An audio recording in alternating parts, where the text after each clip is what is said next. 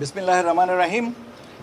আপনারা জানেন যে আমরা এবছর 3টা ভোটার তালিকা প্রকাশ করব এবং তার একটা 2রা মার্চ করেছি, একটা আজকে চূড়ান্ত করছি।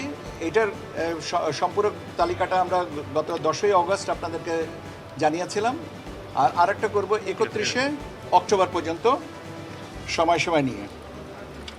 এই 3টার মধ্যে এখন যেহেতু 2টা, আমি আপনাদেরকে total voter as on today যেটা হচ্ছে, সেটার সংখ্যা হচ্ছে 12,63,07,504। আমি আবার বলছি, 12,63,07,504 জন আমাদের এই ভোটার তালিকায় আজ পর্যন্ত অন্তর্ভুক্ত। আমি আপনাদের সাথে যখন হ্যাঁ, মোট ভোটারের সংখ্যা হচ্ছে 12 কোটি, আপনার 12,63,07,504 জন। আমি আপনাদেরকে যখন গত 10ই অগস্ট যখন আপনাদের সাথে কথা বলেছিলাম, তখন আমি বলেছিলাম যে আমাদের দেশে মোট ভোটারের সংখ্যা হচ্ছে 12,61,70,900। স্বাভাবিকভাবে প্রশ্ন উঠতে পারে, আপনাদের কৌতূহল থাকার স্বাভাবিক, যে বাড়লো কেন।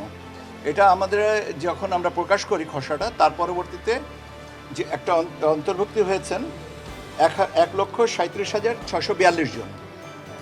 এনারাও বাদ পড়ার তালিকায় ছিলেন, বাদ পড়া ছিলেন, তারা আবার এটাতে নতুন করে অন্তর্ভুক্ত হয়েছেন এবং প্রকাশিত তালিকার থেকে 1,038 জনকে কর্তন করা হয়ে গেছেন, যারা প্রকাশিত তালিকার পরবর্তীতে ইন্তেকাল করেছেন বা অন্য কোনো ইন্তেকালই করেছেন, যেটা বাদ গেছে।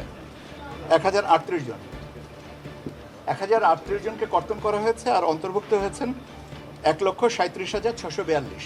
তার মানে দেখা যাচ্ছে যে আমরা যে বাদ পড়া ভোটারের কথা যেটা বলেছিলাম, তারপরেও অনেকে বাদ গেছিলেন, কিন্তু এখন উৎসাহিত হচ্ছেন এবং নতুনভাবে ভোটার তালিকায় অন্তর্ভুক্ত হচ্ছেন।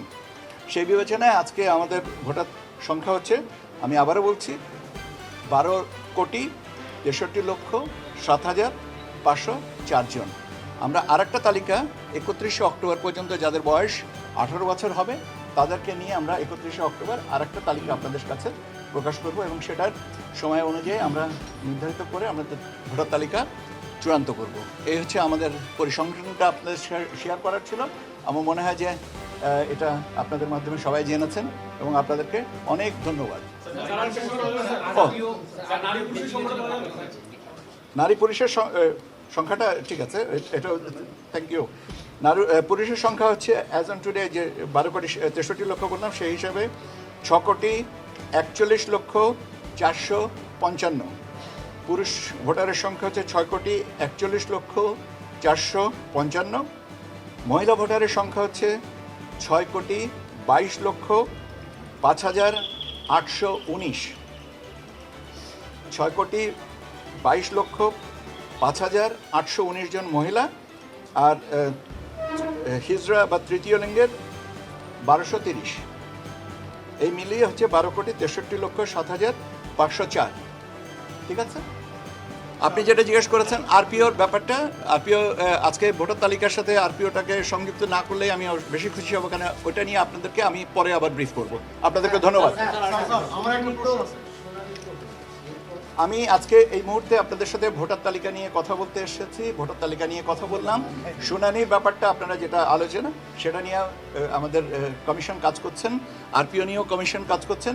এই ব্যাপারে আমি আপনাদেরকে আমরা তো বলেছে যে সেপ্টেম্বর মাস থেকে আমি আপনাদেরকে আমাদের কমিশন থেকে এবং সচিবালয় থেকে আমরা নিয়মিতভাবে আপনাদের সাথে কথা বলবো, যাতে এই প্রশ্নগুলো আমরা সাপ্লিমেন্টারি প্রশ্নগুলো হিসেবে নিতে পারি। এটা আমাদের কাছে, এটা ঠিক এই মুহূর্তে আমার কাছে নাই। তবে আপনি যেটা বলেছেন যে এটা নিয়ে আজকে সকালে একটা সেমিনার ছিল, সেখানে আমরা গেছিলাম এবং সেখানের কিছু প্রস্তাবনা আসবে, সেই প্রস্তাবনার আলোকে আমরা এটা ব্যবস্থাটা নিব। ওখানেও বলা হচ্ছে ইউএনডিপি আজকের এই প্রস্তাবনা ওয়ার্কশপটা আয়োজন করেছিল। এটা দেখেন, আপনি যে বললেন যে বোধ হয় আর সুনির্দিষ্ট প্রস্তাবের ভিতরে একটা গ্যাপ আছে, আমরা ওই গ্যাপটা পর্যন্ত একটু অপেক্ষা করি, বোধ হয় নিয়ে না করে একটু সুনির্দিষ্ট প্রস্তাবটা আসুক। আমি তো আপনাদেরকে বলছি যে আগামী মাস থেকে আপনাদের সাথে আমরা নিয়মিতভাবে ব্রিফিংয়ে আসবো, যাতে আমাদের এই গ্যাপগুলো কমিয়ে যায়। ঠিক আছে ভাই, একই কথা তো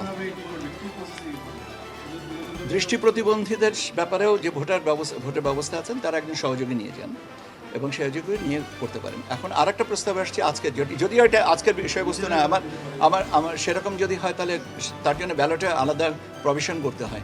আমরা সেগুলো নিয়ে আলোচনা করবো, প্রস্তাবটা আসুক, তার পরবর্তীতে কতটুকু সম্ভব হবে কতটুকু সম্ভব হবে না এটাও তো আমাদের পর্যালোচনার ব্যাপার। সব প্রস্তাবিত সময়ের প্রেক্ষাপটে, অর্থের প্রেক্ষাপটে, বাস্তবতার প্রেক্ষাপটে তো গ্রহণযোগ্য, বাট আমরা চেষ্টা করবো যতটুকু ওদেরকে সহনশীলতার পর্যায়ে আনা। এটা পরিসংখ্যানগত বিশ্লেষণ, এই পরিসংখ্যানগত বিশ্লেষণগুলো এখনও করিনি, আমি সংখ্যাগত বিশ্লেষণটা দিলাম। এরপরে আপনার এটার ডিসপারশন, স্ট্যান্ডার্ড ডেভিয়েশন, মিন ভেরিয়েশনগুলো আমরা যখন আলোচনাটা করব তখন আপনার প্রশ্নের উত্তরটা বোধহয় আরও দেওয়া সহজ হবে। অনেক ধন্যবাদ আপনাদেরকে।